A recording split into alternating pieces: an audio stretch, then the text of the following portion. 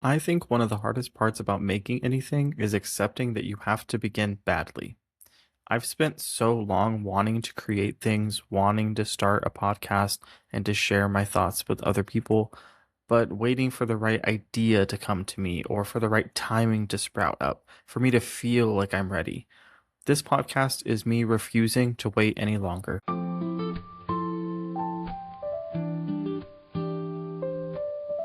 Hello, I'm Alonzo, or Zo for short, and welcome to my circle. Thank you for joining my inaugural episode. It's been a battle getting here. I want to start about talking about why I'm starting, why I'm making the choice to start before I feel ready. Firstly, I'm starting mostly because I want to. I feel called to start from something deeply inside of myself, whether you call it intuition, ancestors, spirit, or just a deep internal pull. I feel called to put myself out there. Even with the internal desire to start podcasting, getting started is scary. Like a lot of people, I suffer from perfectionism.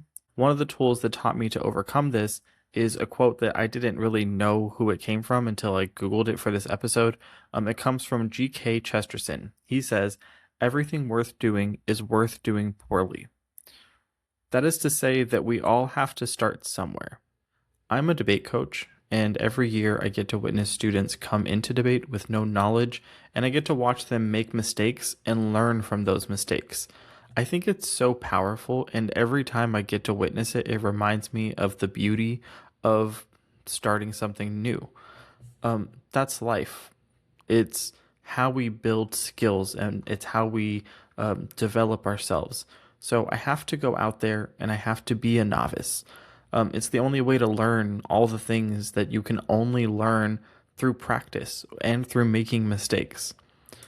I know that also writing and speaking my ideas to some degree helps me gain clarity for myself. And what matters most is not so much the finished product, but the process that I'm going to and committing to the process.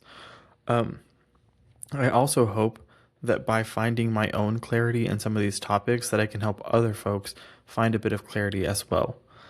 This is why I'm choosing to start even knowing that I'm going to make mistakes. But even though that is true, it's worth it. I read a statistic that said something like the average podcast with 25 episodes has 200 listeners. Something about those numbers added a new perspective, not really about the statistic itself, but it reminded me that every single connection is important. Even just one listen is so sacred, and I cherish it so much because you let me share mental, emotional, and spiritual space with you. Knowing that makes starting worth it to find people and to make connections, to share space with one another.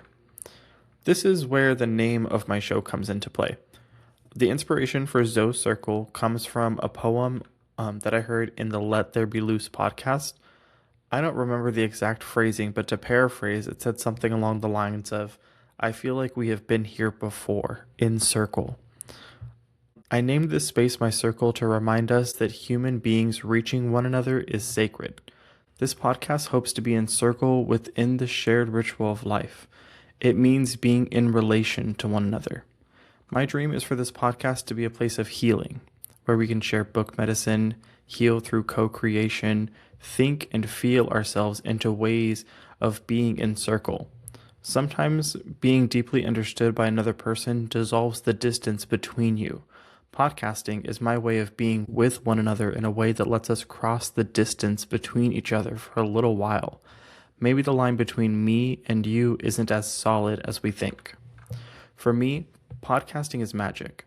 It's speaking into devices made of precious metals and recording light using crystals, and then you send that across the multiverse of the internet using lightning, and someone else uses their own precious earth minerals and crystals to play the vibrations and light waves so that their brain can take that and make meaning. It's telepathy with extra steps. We humans are truly magical. So, what should you expect going forward in this podcast?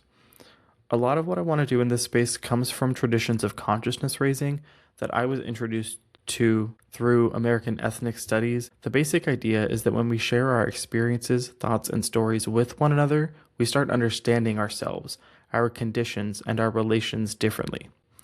As part of the practice of consciousness raising, I'm going to share snippets of book medicine. What I mean by this is that I think books are magical in a lot of the same ways that I explain podcasts to be magical. There is a lot of good medicine and healing that can come from raising our consciousness. Especially right now, I studied American ethnic studies in college, and that field helped shape how I understand the world, power, and relationships. And right now, a lot of those ways of knowing are under attack. I do not come to the circle as any kind of expert. I come as a student, offering reflection. Come with me and think. I share with you my process, and in return, I just ask for a bit of grace. And I hope that through this space we can start conversations. The circle is first and foremost about relation, so I hope to co-create community with all of you and to make some connections. May we grow together toward love and enlightenment. So that wraps up this first podcast episode. This is going to be my trailer episode, and I already know it's going to be cringy to watch back.